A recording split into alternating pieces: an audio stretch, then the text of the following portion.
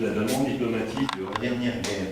Hein, il fallait faire un OTAN économique, hein, c'est de Madame Clinton, je crois l'expression.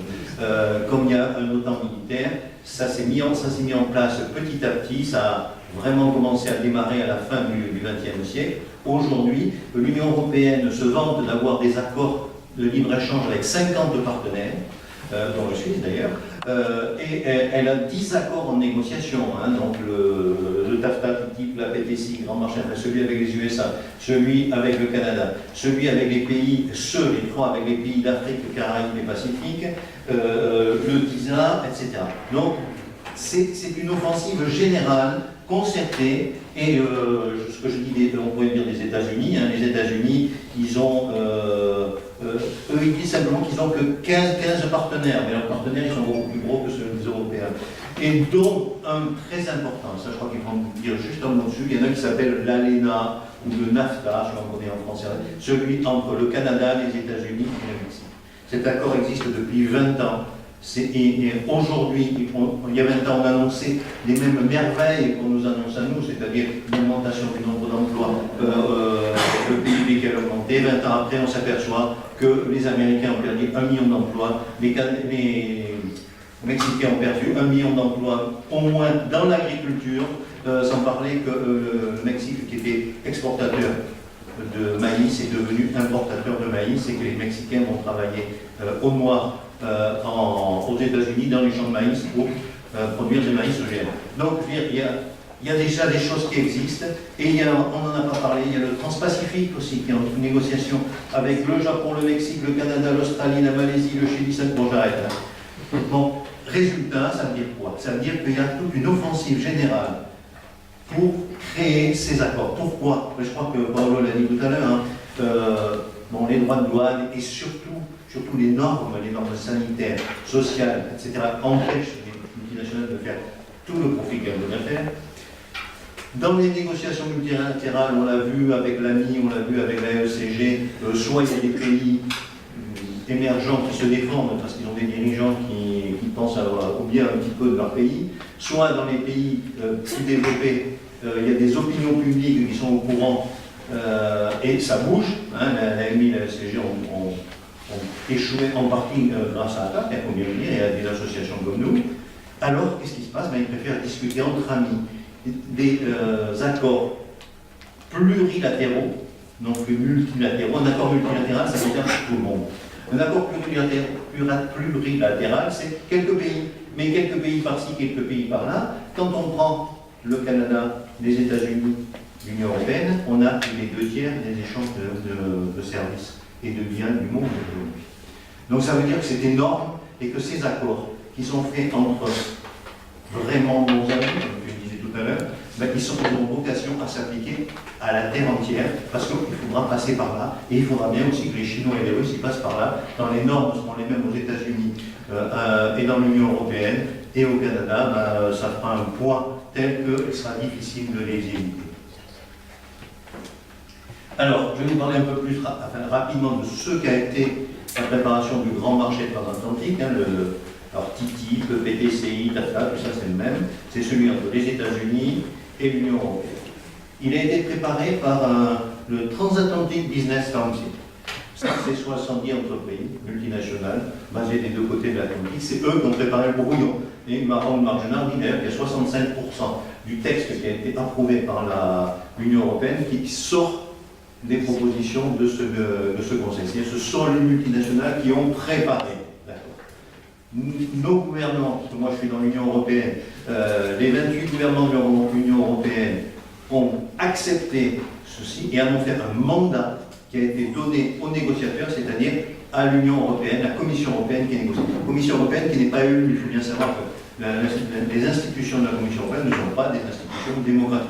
La seule qui sera à peu près démocratique, c'est le Parlement, il a pas le pouvoir. Bon, donc, il a le pouvoir quand même de dire oui ou non. Ces négociations se déroulent dans le secret. Qu'est-ce qu'on sait de ces négociations? On sait le mandat qui a été donné parce qu'il y a eu une fuite. Et qu'un député européen, Harry Chef, a une photocopie à la sortir. Voilà. Donc comme ça, on l'a, on peut en parler. On a eu autre chose qu'on a aujourd'hui depuis peu, c'est l'accord avec le Canada. Parce que l'accord avec le Canada, c'est le même. Hein, c'est le brouillon, je vais dire. Le marchepied, comme on dit nos amis de l'AITEC, ça sert à préparer. Il est parti avant, 5 ans avant, et celui-là, on l'a. Effectivement, il ne fallait pas en faire des copies, mais là aussi, il y a quelqu'un qui a laissé traîner le document sur une photocopieuse, donc le document, on l'a, si vous le voulez, je peux vous donner le lien pour aller le chercher. Effectivement, comme tu l'as dit, il fait 500 pages, plus 1000 pages d'annexe. Il y a un résumé qui a été préparé par l'ITEC après, que vous trouverez sur le site d'Attaque France, qui est intéressant. Qui permet de savoir ce qu'il y a dedans. Bon, donc, négociation en secret. Ces négociations donc, vont se passer entre le commissaire européen, alors je pense que c'est Madame Malmström, je dois s'appeler comme ça, quelque chose comme ça, c'est une Suédoise qui a remplacé M. De Gucht. C'est elle qui, pour la Commission européenne, négocie avec, j'ai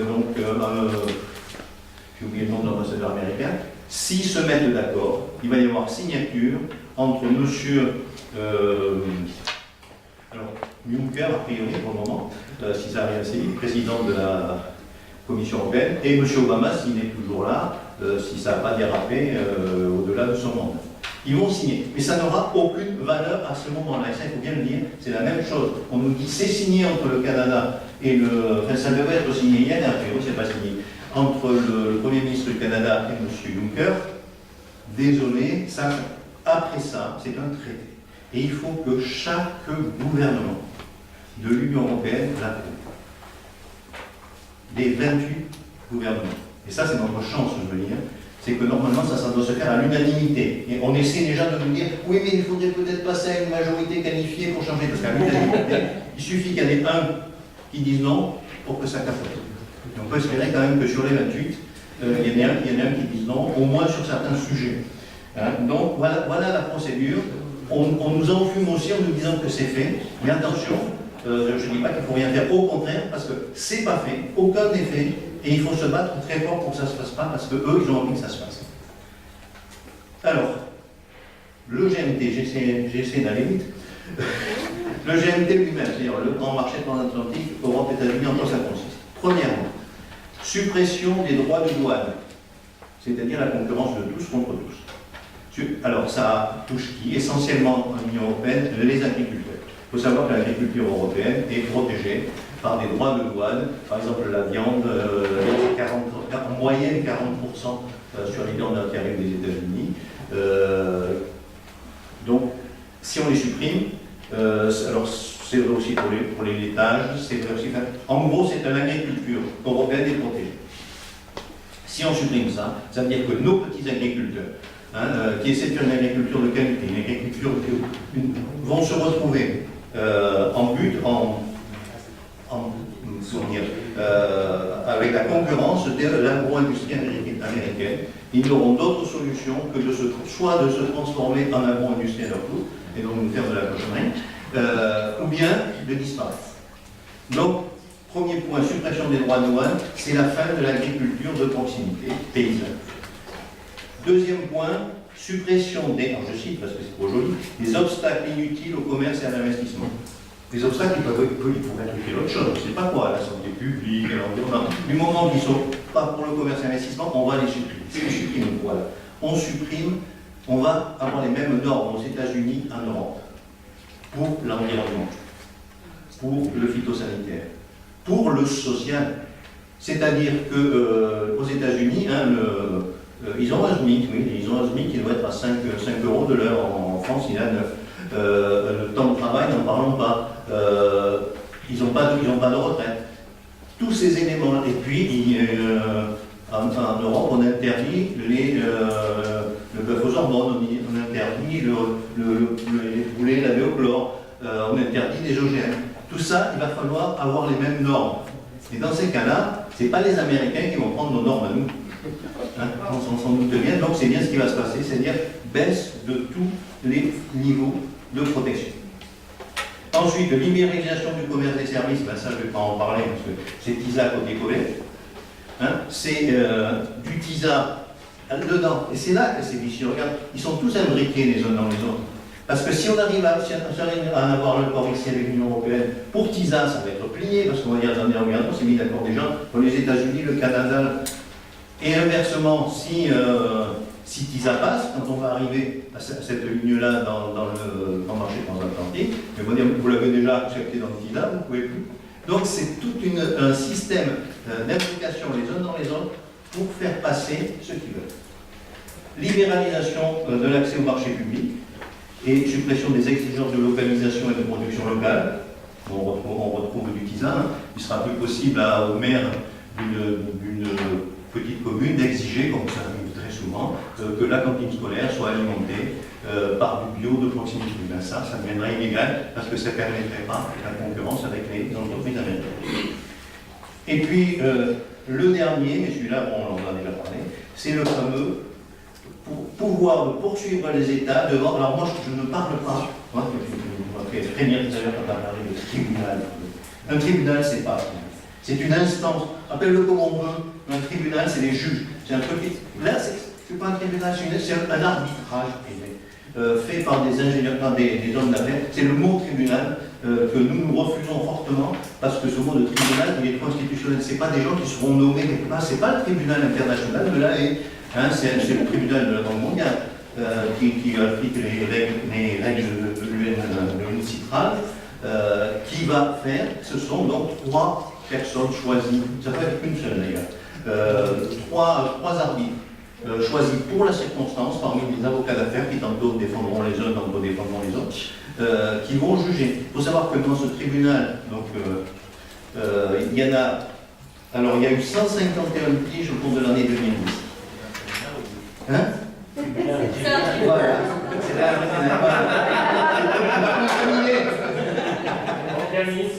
c'est l'organisme, voilà, c'est l'organisme, mais c'est pas l'organisme en place, donc c'est quelque chose qui se met juste au moment où il faut, juste, et qui juge sans appel, sans écouter les parties s'il veut, il fait ce qu'il veut dans son coin.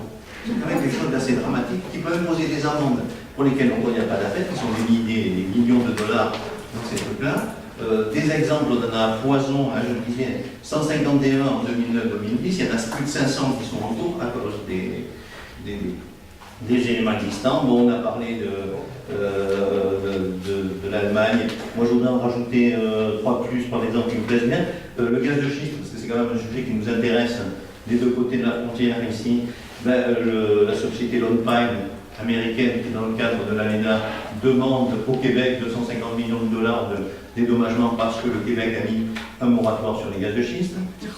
Le Mexique qui avait refusé d'enfouir des déchets nucléaires, des déchets toxiques, donc ils ne sont pas nucléaires, parce que qui a été attaqué par une société américaine et qui a préféré changer sa loi plutôt que de se défendre, parce que se défendre, ça coûte cher. Et un autre, je vais citer parce que celui-là, je veux dire, en tant que Français, ça me fait très mal. Il y a un accord entre l'Union européenne et l'Égypte. Le gouvernement précédent de l'Égypte a mis en place un salaire minimum, un SMIC. C'est bien. Oui, mais il y a une société française qui s'appelle, basée en France, qui s'appelle Veolia, qui attaque l'Égypte parce qu'elle travaille en Égypte, elle s'occupe des ordures ménagères d'Alexandrie et ça lui augmente ses coûts. Donc elle demande des dommages intérêts à l'Égypte. Voilà ce que c'est que ces mécanismes de. Donc c'est vraiment une horreur. Et alors, c'est tellement une horreur qu'on s'aperçoit que même, je crois que j'ai cité tout à l'heure la nouvelle commissaire suédoise, enfin, future nouvelle commissaire, disait qu'elle n'était pas contre. Angela Merkel a commencé à dire aussi qu'ils n'étaient pas forcément pour. Attention, si ça saute, c'est bien, mais il restera le reste. Le reste, c'est qu'après que l'accord a été signé, il y aura en place un organisme, alors là aussi on ne sait pas comment il sera fait, mais un organisme de convergence réglementaire qui sera en place. C'est-à-dire que tout ce qu'on n'a pas mis dans l'accord, on pourra le mettre après au fil du temps. Et là, il n'aura plus besoin d'être passé devant l'approbation des pays. Voilà ce que c'est. Et donc, tous ces accords, je voudrais dire un mot quand même, parce que je trouve que, en tant que Français, je pense qu'il faut le. Il y a encore aussi quelque chose qui vient de se signer, ce sont les APE, les accords de partenariat économique avec les pays d'Afrique, qui obligent les pays africains à laisser, s'ils veulent pouvoir entrer leurs produits en Europe sans droit de douane, il faut qu'ils laissent entrer tous les produits européens sans droit de douane. On sait ce que ça donne, c'est la fin du Parti de l'agriculture. Je ne sais pas si vous avez vu, il y a eu un film sur les poulets notamment, qui a été un reportage qui est extraordinaire. Les filières africaines du poulet ont été tuées parce qu'on exporte en Afrique des carcasses de poulet dont on ne sait pas quoi faire en Europe, congelées, qui arrivent sur le marché à des prix défiant toute concurrence. Et donc, voilà, donc on est en train de faire ça. Ce qu'on craint que les Américains nous fassent, nous, les Européens, on est en train de le faire aux Africains. Et donc, on se bat aussi contre l'Afrique. Alors, comment est-ce qu'on se bat? Je vais essayer. Les actions qu'on mène.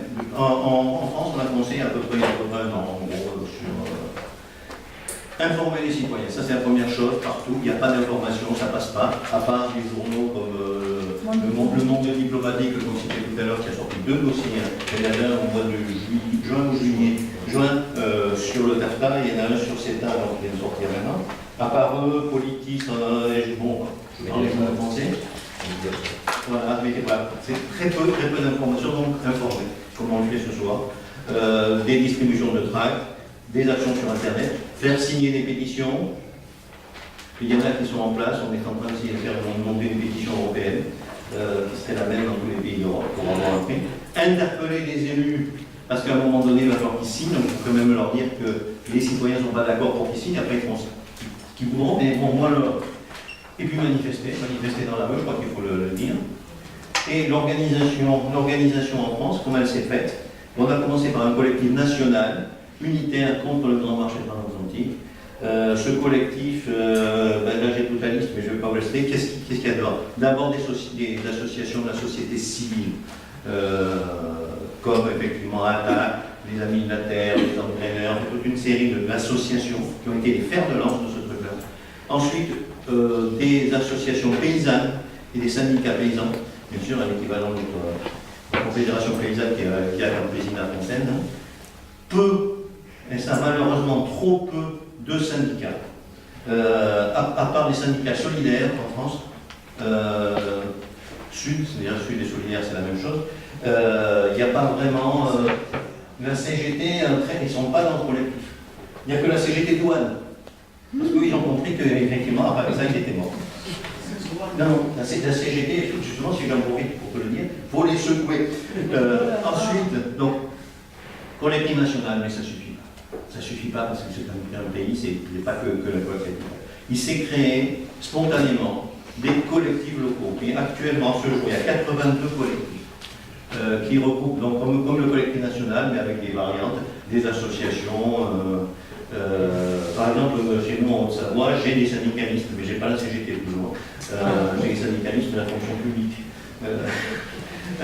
Donc 82 collectifs, on a appelé les collectivités locales, c'est-à-dire les communes, les régions, les départements, à se déclarer, à prendre des délibérations. Alors, elles n'ont pas de valeur juridique, ne peuvent pas s'opposer. Simplement, c'est quand même politiquement important. On a aujourd'hui 75 collectivités locales, c'est pas grand-chose, mais c'est un début. On a quand même la majorité des grandes régions françaises qui s'est déclarée. Et on a demandé aux citoyens, il y a une pétition qui circule, déclarez-vous. Actuellement, il y a 33 000 citoyens qui, depuis ça a démarré il y a 15 jours, 33 000 citoyens qui ont signé en disant « moi, je suis contre le TAFTA ». Donc c'est une forme de pétition. Et ensuite, il y a les coordinations internationales. Au moment du sommet Canada-Union européenne, qui était donc le 25, on a eu plus de 100 organisations européennes, canadiennes, internationales qui ont signé un appel contre le CETA. Dont la CGT, là, voilà. Voilà, mais non, mais non, mais il faut les il y en a. Et puis la coordination internationale qui se met en place aujourd'hui, CETA, TAFTA, TISA, avec l'appel pour le 11 octobre de la manifestation. Voilà, qui sera précédé, puisque tu l'as pas dit, je vais le rajouter, le matin d'une assemblée citoyenne pour informer les gens, comme on le fait aujourd'hui, je crois, et discuter de ce qu'on peut faire. Bon, on aura donc la présence de Thomas Porcher, qui est un économiste, docteur en économie et professeur de l'Université Paris-Dauphine, qui viendra nous expliquer pourquoi il considère que TAFTA, il vient d'écrire un bouquin qui s'appelle TAFTA, la raison du plus fort. Voilà. Merci.